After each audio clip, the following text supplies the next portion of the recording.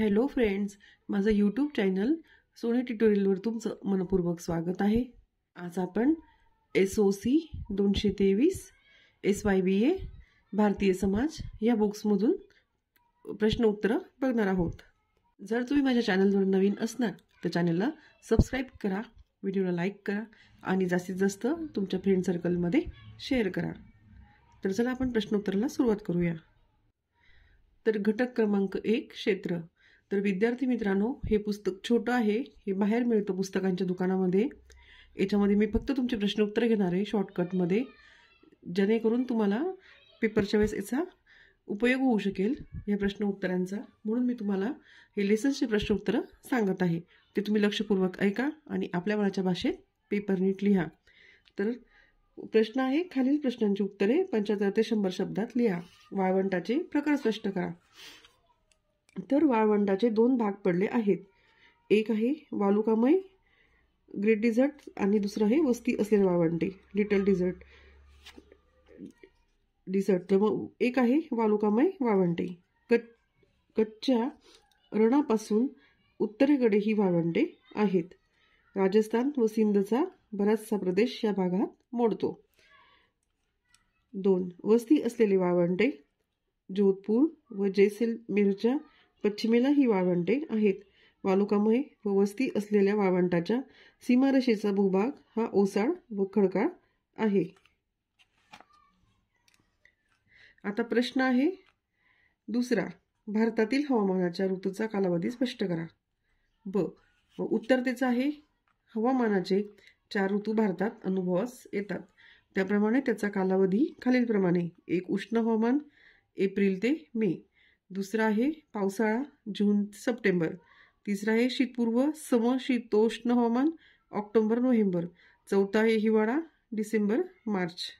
अशा पद्धतीने याची शॉर्टकटमध्ये उत्तर आहेत। तुम्हाला जर हे छोटं बुक्स हवं असेल तर तुम्ही ज्या शहरात राहत असणार त्या शहरामध्ये तुम्ही पुस्तकाच्या दुकानात जाऊन विचारू शकता हे पुस्तक आहे का म्हणून। त्यांना सांगायचं की YCMOचं छोटं पुस्तक द्या प्रश्न उत्तराचं, जो तुम्हाला विषय हवा आहे त्या विषयाबद्दल तुम्ही त्यांना सांगायचं, त्या विषयाचा कोड सांगायचा, ते बरोबर तुम्हाला हे छोटं पुस्तक देतील। नंतर आहे पुढचा प्रश्न क, कृषीकरता उपलब्ध नसलेले क्षेत्र कोणते। तर कृषीकरता उपलब्ध नसलेले क्षेत्र कोणते आहे, त्याचं उत्तर आहे कृषीकरता उपलब्ध नसलेले क्षेत्र 2 विभागात मोडते। एक म्हणजे अकृषक उपयोगाकरता वापरलेले क्षेत्र। यामध्ये शहरे व खेडी येथील वसाहती क्षेत्र, पायवाटा, रस्ते, लोहमार्ग, नद्या, सरोवरे, कालवे, इतर दळणवळणाचे मार्ग व धरणाखालील क्षेत्र समाविष्ट असते। दुसरं आहे वैराण व शेतीस अयोग्य क्षेत्र। या डोंगराळ, पर्वतीय, खडकाळ तसेच ओसाड क्षेत्र असते। आता पुढचा प्रश्न आहे, खालील प्रश्नांची उत्तरे 75 ते 100 शब्दात लिहा। अ, पर्जन्यमानानुसार भारताचे 4 प्रमुख भाग सांगा। त्याचं उत्तर आहे, पर्जन्यमानानुसार भारताचे 4 प्रमुख भाग खालीलप्रमाणे आहे। एक आहे पश्चिम घाट व ईशान्य भारत, अतिवृष्टी। दुसरं आहे कच्छ राजस्थान, उत्तर काश्मीरमधील पर्वतरांगा, अल्प पर्जन्यमान। तिसरं आहे पूर्व भारत व गंगेचा दोआब, पंजाब हरियाणा, विपुल पावसाचा प्रदेश। आणि चौथा आहे मध्य भारत, दख्खनचे पठार, कमी पावसाचा प्रदेश। अशा बदलत्या हवामानासारखेच मानवाचे वर्तन, मानवी संबंध त्या ऋतूप्रमाणे बदलत असतात।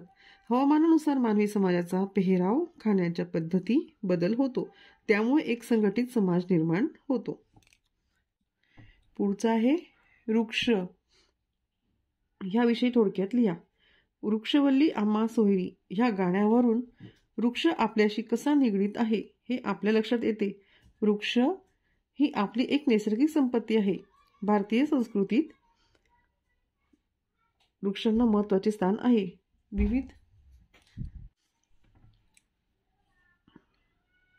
विविध सणांमध्ये पूजा अर्चा, धार्मिक कार्यक्रमात वृक्षाचे महत्त्व आपणास जाणवते।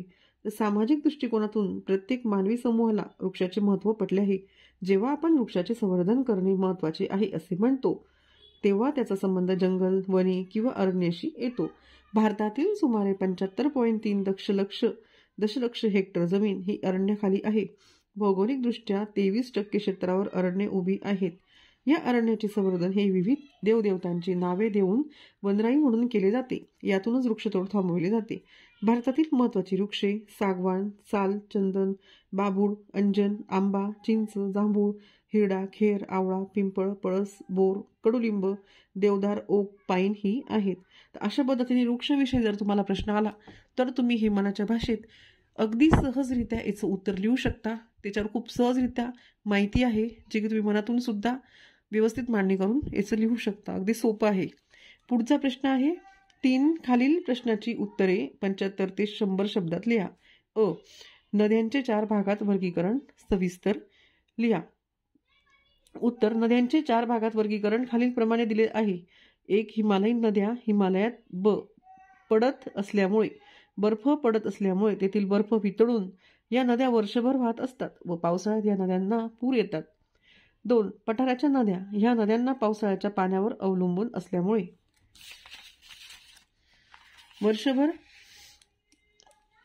वर्षभर वाहत नाहीत तसेच त्यांचा प्रवाह कमी जास्त होत राहतो.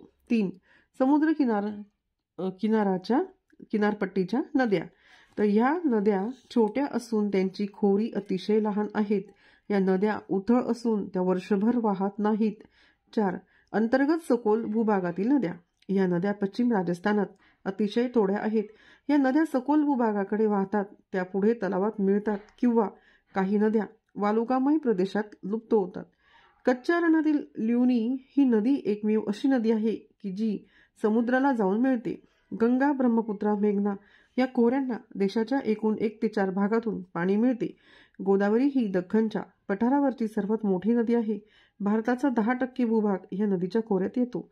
त्या खालोखाल कृष्णा या नदीचा क्रमांक लागतो व त्यानंतर महानदी हिचा क्रमांक लागतो. अशा प्रकारे भारतातील नद्या असून त्या मानवी समाजाच्या दृष्टीने हितकारक काम करतात. त्यांच्यामुळे जमीन सुपीक होते, पिके व्यवस्थित येतात, पिण्याचे पाणी उपलब्ध होते. एकूणच नद्या मानवाचे जीवन समृद्ध करतात. तर पुढचा प्रश्न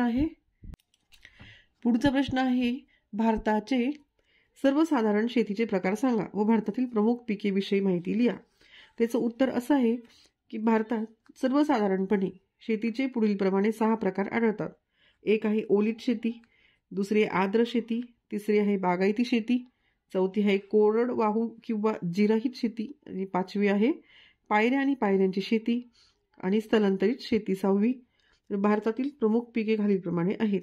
1 आहे तांदूळ, 2 आहे ज्वारी, 3 आहे गहू, 4 आहे बाजरी, 5 आहे कडधान्ये, 6 आहे नाचणी, 7 आहे बार्ली, 8 आहे कापूस, 9 आहे भुईमूग आणि 10 आहे चहा. तर पिके ही 3 प्रकारची आढळतात. अन्नधान्य पिके, नगदी पिके, मळा, शेती व बगीचा पिके. अन्नधान्य पिकामध्ये तांदूळ, गहू, ज्वारी, बाजरी, मका ही ह्या पिकाव्यतिरिक्त तृणधान्ये व कडधान्ये याचाही समावेश असतो. नगदी पिकामध्ये ऊस, कापूस, ताग, तंबाखू व तेलबियांचा समावेश केला जातो.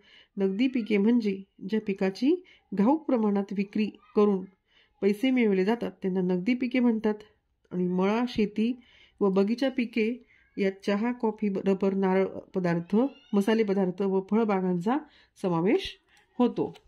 तर इथं त्यांनी म्हटलं आहे की कोणती नगदी पिके म्हटले जातात. असाही तुम्हाला उलटा प्रश्न येऊ शकतो की नगदी पिके कोणतं, त्याच्यावरती माहिती सांगा. तर मग हे त्याचं उत्तर आहे ज्यात आपण एवढ्यात मी तुम्हाला सांगितलं की नगदी पिके कोणाला म्हटलं जातं. त्याच्यानंतर सामाजिक शास्त्राच्या दृष्टिकोनातून कृषीखालील पिके उत्पादन करताना 3 प्रकारच्या समस्या महत्त्वाच्या ठरतात. या समस्या म्हणजे तांत्रिक समस्या, पारंपरिक अवजारे आणि खतांचा अभाव, जलसिंचन मर्यादा, सुधारित बी बियाणे याचा अभाव, पीक संरक्षणाचा अभाव, सामाजिक व आर्थिक समस्या, जमिनीची लहान आकार, शेतमजूर, दारिद्र्य, कर्जपुरवठा, मर्यादित गोदामे, अकार्यक्षम बाजारपेठा आणि शेतकऱ्यांची मनोवृत्ती. आता इथे आपलं उत्तर संपत आहे, लेसनही संपत आहे. आता आपला पुढचं लेसन राहील वंशसमूह. तर तो आता आपण पुढच्या व्हिडिओमध्ये घेऊ, कारण आता व्हिडिओ खूप मोठा झालेला आहे. तर तुम्ही याच्यातून व्यवस्थित अभ्यास करा एवढी मी तुमच्याकडून अपेक्षा करते. माझं बोलणं ऐकून तुम्ही लक्षात ठेवा आणि अभ्यास व्यवस्थित करा, पेपर व्यवस्थित लिहा परीक्षेच्या वेळेस. आणि मी एवढ्या मेहनतीने व्हिडिओ बनवला आहे तर व्हिडिओला लाईक आणि सबस्क्राईब करा आणि व्हिडिओला जास्तीत जास्त तुमच्या ओळखीच्या फ्रेंड सर्कलमध्ये शेअर करा. तर चला पुन्हा भेटू पुढच्या एका नवीन व्हिडिओमध्ये.